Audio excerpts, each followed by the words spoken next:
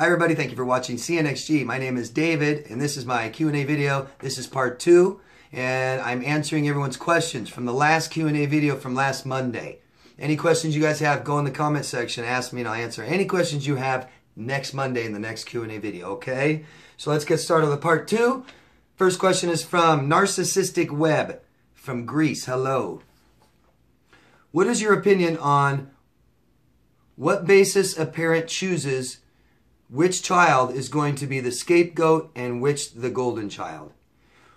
Well, I don't know how much of a conscious choice, it's not like they're looking at two kids and saying, I want this one to be this one, this one to be that. It's as they come. So typically the first child is the parent's achiever, right? Does a lot of things, does really well. Yay, that would, I guess, could be your golden child.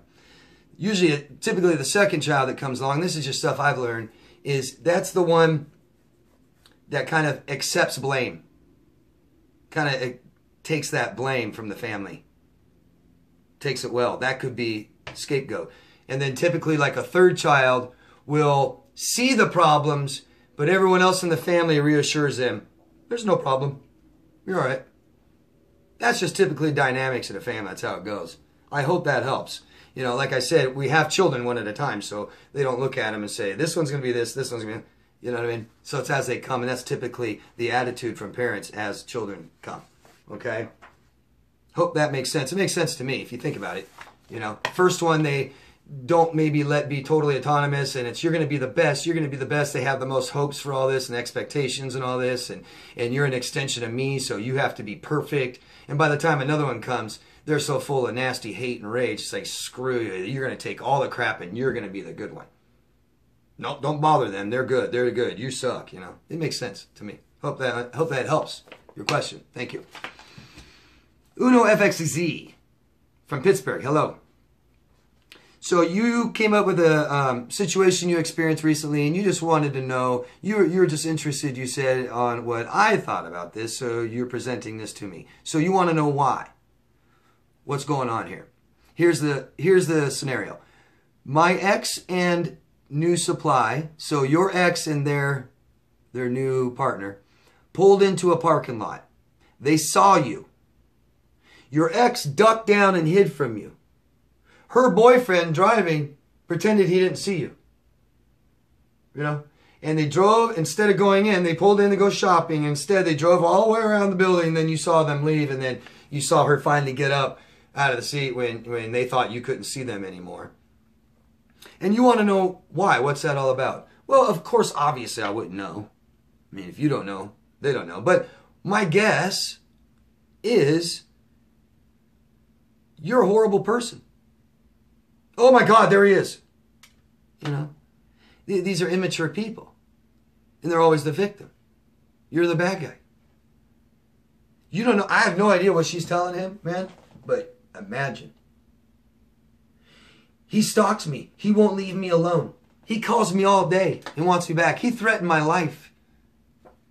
I mean, what these people are capable of is endless. Endless. Endless. You're asking me to have an imagination. I have one. That means I can come up with all kinds of scenarios. But I think that's, she says you're a horrible person. She can't, these people can't, that's why they ghost. They can't talk about anything. They handle things weird. They don't tell people the truth, and they walk away and discard and abandon, and then they come back and you bring it up and, oh, I can't talk about that. Who knows what she tells them, but it isn't good. Right? You can guess it's pretty bad, man. And that's perfect. Good. Duck when you see me. That's what I want pieces of crap to do. Run. Stay away from me. Go ahead. Tell everyone I'm the bad person, then you go hide from me. Go ahead. Perfect. Perfect. A lot of other people I wish would do that in my life. I hope that helps. Willa from New Jersey. Hello, Willa. Does illegal street drugs alter brain chemistry and increase selfish narcissistic behavior? 100%. 100%. And I'm not going to get totally into the psychology of why drugs do this, but drugs make you unaware. Drugs make you numb. Narcissists don't care about you. And if I start taking drugs, I'll probably stop caring about you. Okay? And that's why doctors won't diagnose drug addicts. They just won't do that. Oh, I can't say they don't, but they shouldn't. You are not going to get a clear picture of what or who someone is while they're on drugs. And that's a symptom. It's such a strong symptom, I can't see anything else, and you look like a narcissist. So, if we're going to find out the problem, you got to get off the drugs, and then let's see what the problem is, right? You know? I said before that I know, I've heard of a really good psychiatrist saying that all drug addicts are borderlines. Because that's exactly how they act. Exactly. Exactly.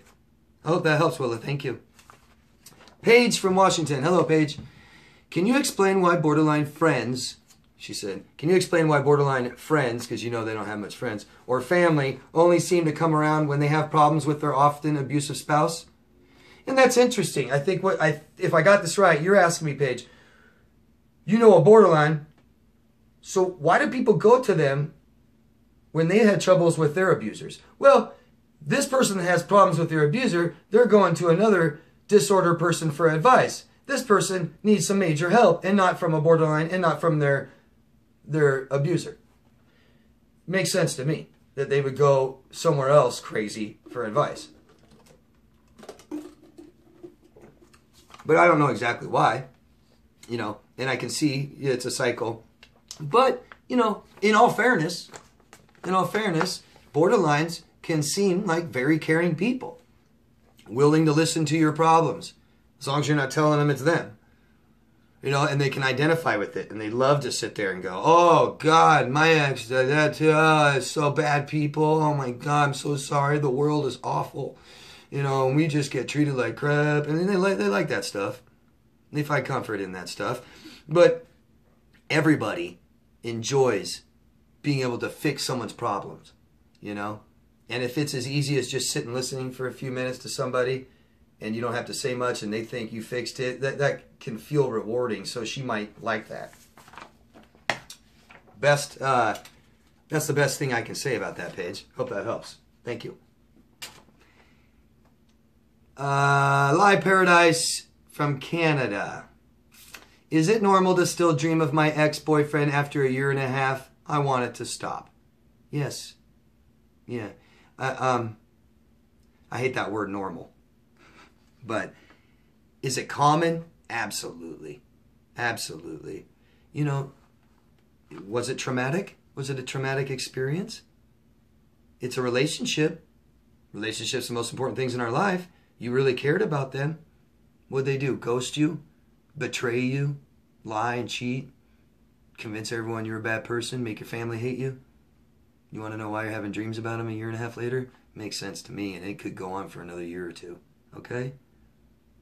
My advice to things like this, and let me tell you, this was almost the very last thing I ever dealt with. And they start, you know, notice that there's longer times in between, should be, and then they eventually stop. Okay? I don't have them anymore. I've been away from my abuser for 9 years. I haven't talked to them in 6 years or something. And I had dreams for 4 years after. I haven't had one in a long time. And I think I went 6 months before the last one, you know, before the one before that. So they get spaced out more. They get better. They get easier. I remember my last nightmare about my ex was really cool. It was actually a dream instead of a nightmare. And by that dream I had, I could tell that my brain was done, man. Done. It was amazing. It totally felt different. And it was like my brain just closing it. And I haven't had another one since. Some of the advice that I have, talk about this stuff, because if you're dreaming a nightmare, it's something bothering you. You want to find out what it is, pen and paper by your bed and write it down immediately. We forget in seconds. Wake up, write down what the dream was, write down how you felt, because that's what this is all about, is how you feel. Something bothering you, you have a feeling that's bothering you, okay? Your brain's trying to figure it out. Talk to someone to figure this stuff out. You have some unresolved feelings, okay? And your brain's, you know, worried about it. We dream about fears and desires, don't we? Things we want, things we're afraid of. I don't think you want him. So what are you afraid of? Figure it out, okay? Thank you. Thank you, thank you. Robert from Houston. Hello, Robert. My ex-narcissist has been married 2 times since I discarded her. Why does she keep my last name? It's just a cool name, Robert. Because you're special. Don't you feel special? I'm so glad I've never been married. God. I would hate for my abuser to walk around with Damars. Oh, fuck. I'm sorry. And I don't know. Is there something you can do about this? Maybe you guys know. Can you make them stop taking your name? I don't know. It shouldn't bother you that much, Robert. You want to know why?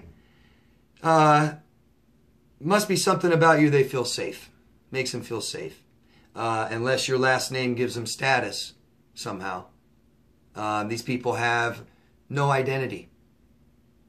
You know, they mirror, copy, mimic other people. Doesn't surprise me that they'll keep somebody else's last name. They're so full of shame, they hate themselves. They know that they're bad people. So I'm going to take this name because I'm bad. If I can change my face, I'll change my face. If I can change my body, I'll change my body. If I can change my name, I'll change my name. Just a guess. You know, trying to think like they do. Hope that helps, Robert. Change your name. Good luck, man. Carlito from Indianapolis, Indiana. Hello, Carlito. My ex and I broke up in February. I have a page. Oh man, when I wrote this down. My ex and I broke up in February. I have a page on my Facebook that she keeps getting access into for some strange reason. That is odd. How does she keep getting access to this? My advice already is delete the page, man. Okay? Also talk to Facebook and let them know that this person's stalking you and it needs to be deleted, okay? It's hard. I still have my stalker still commenting on my professional Facebook page. Still. So they don't get it. They're obsessed. You know, they're losers. So you may need to take more action. This is stalking. It's unwanted attention over time. Repetitive. But listen to this, guys. This is horrible. What she does on his Facebook page. She posts photos of other men and says, I gotta have some of that. And she's wearing a negligee in another photo. Who does this? Isn't that always the question? Who does this? Narcissists. What is wrong with her? Why won't she leave this alone if she's happy? Well, she's not happy, obviously. Happy people don't do this. That's demented. It's sick. There's a narcissist for you. I want to just keep hurting and hurting and hurting you, even if it makes me look like a total idiot. And that's what my stalker is. My stalker just wants to hurt. Stalkers just want to hurt you, even if it hurts them. They don't care. They don't see it. Oh well. Whatever. I just need to take you down. I just need to make you hurt. Man, I can't imagine how disgusting she looks. That's just sick. Just look at that alone. Just say a woman has a Facebook page and puts a man on there and says, I gotta have me some of that. And then posts videos of herself in a negligee. The hell? And then everyone knows she's doing it to her ex-boyfriend's page, Facebook page. Oh, fuck. Tell Facebook she's harassing you and you want it to stop. Okay? Good luck. Man, that's demented. That's just sick. I'm sorry you have to deal with that. R.A. Wish I knew where you're from, R.A. Can you please talk about the physical symptoms narcissists cause? Well, all kinds of stuff. I truly believe they cause cancer. Long enough, be with them long enough and you'll die from cancer at a young age. And then they'll leave the day you're diagnosed. Okay? or the day you have surgery, or the day you come out of surgery, or whatever. They're gone. Trauma. This is trauma. Trauma causes all kinds of problems. Okay? I mean, some of the biggest is anxiety and depression, right? Trauma causes anxiety and depression. Trauma makes you never feel safe. So you're going to have anxiety. You're going to be afraid of what's next, what's coming around the corner, especially if you felt like you're helpless and hopeless and I can't do anything about it. Depression. If you have trauma in your past, depression, that's your past. Thinking about your past, living in your past. Anxiety, you're living in tomorrow. You're afraid of what's up next. Trauma causes this stuff, and it is debilitating. It's so hard to live with. It's so hard to live with. God, to deal with anxiety and depression in your life, daily life, it's tough, man. That's tough, and I've been there. I've done that, but that's what they cause. Okay, and you know, other physical ailments. You know, I mean, think about ulcers. Think about heart palpitations. Cancer. Biggest is, you know, just like what your parents cause when you're a child. If they neglect you. I'm telling you guys, neglect is the worst. I think neglect is the worst. I think massive neglect is the worst. I think it's worse than sexual or physical or mental abuse. Because I know people that deal with sexual and physical abuse and they turn out okay. I know people that have been severely neglected and don't. The psychological damage from neglect is horrible in your adult life. Horrible. Really. The neurological damage sometimes is irreversible. You need to completely reorder your brain. It's very damaging. Very damaging. Sometimes you never recover from. Sometimes you never heal. I would say most people don't. And the physical ailments, I mean, you can just go down the list. Stress. Just look up what stress does. I mean, everything from your hair, skin, and nails to your body organs, to your eyesight. Everything. You're dying. You're dying. You're dying. I think that's the best way to explain it. It's killing you. You're dying. You're slowly dying. And eventually you die. Okay? It's nasty. It's horrible. You know, I tell people a lot that go back to their ex. You know, I say I understand maybe you need something else to learn, but please realize that some of this stuff is irreversible if you go too long. Trust me, man. The longer this exposure is, the harder it is to recover from, man. A 6-month relationship just isn't the same as a 6-year. Okay? So it's horrible. It's killing you. You're dying.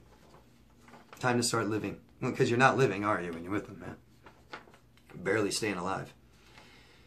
Thank you, R.A. I hope that helps. Next question is from Natalie. Natalie, I wish I knew where you were from, too. Or what country or hemisphere. Or planet. I'm going to guess you're on planet Earth. What do you call a person that is both physically and mentally abusive? Well, I don't, Natalie. I don't call anyone like that. Oh, you want to mean what were they labeled? What do you call them? An abuser. And I don't know why you're leaving out emotional abuse, although I'm guessing, like most of us, we aren't aware of it. This is emotional abuse. Think about that. Playing on your emotions. Up and down. I'm going to leave you. I'm going to go cheat on you. You're a piece of crap. I love you. I hate you. You know, someone can hit me. I'm all right. Mental abuse, at this point, I don't even know what mental abuse is anymore. Isn't it just emotional, man? It's the emotional. It just crushes somebody. Crushes you. You know, in there's countries that torture people they catch from other countries and other military. And instead of just physically torturing them, you know what really makes them break down? When they torture them, say, I love you. When they make the abuser, the person torturing them, always the same person, and carry dialogue with them and get to know them. And then say, I love you. And then physically torture them. And that is just, they're done. They can't handle it. Soldiers can't handle it. I hope that helps, guys. That's the end of it. That's the last question of part 2. So thank you, everyone, very, very much. Keep asking these questions, all right? Keep finding the truth. Keep learning. But most of all, keep talking. Okay, everyone? Thank you very much. Love yourself first. If you could do me a favor and tons of other people, Let them see this. Let them find this information, even if it's not my stuff. I don't care. What I'm doing here is free, and I'm trying to get it out to people to help them. Because I remember, and I'll never forget how this felt. And I don't think you guys will ever forget how it felt. It's horrible. It's so sad. It's so lonely. And if you don't know what it is, man. 22 soldiers kill themselves, suicide, every single day from PTSD. So imagine a lifelong of that crap. There's people killing themselves every day from this stuff. Let's save some lives, and let's make quality lives, okay? And let's not let these guys, get away with all this stuff all the time. Because I know you guys feel like that, like they're getting away with this. Why do they just get to move on and have a happy life? Most of it is these people don't know. The other part is they got to do it. They got to go through this. They got to have this experience to get where you are now, to get where I am now. They got to go through that. I had to go through that. If I didn't go through that, obviously I wouldn't be doing this. I wouldn't have found what makes me happy doing in my calling. So I hope that helps. Thank you, everyone. Love yourself first. Get this stuff out there, and we'll see you next Monday. Bye-bye.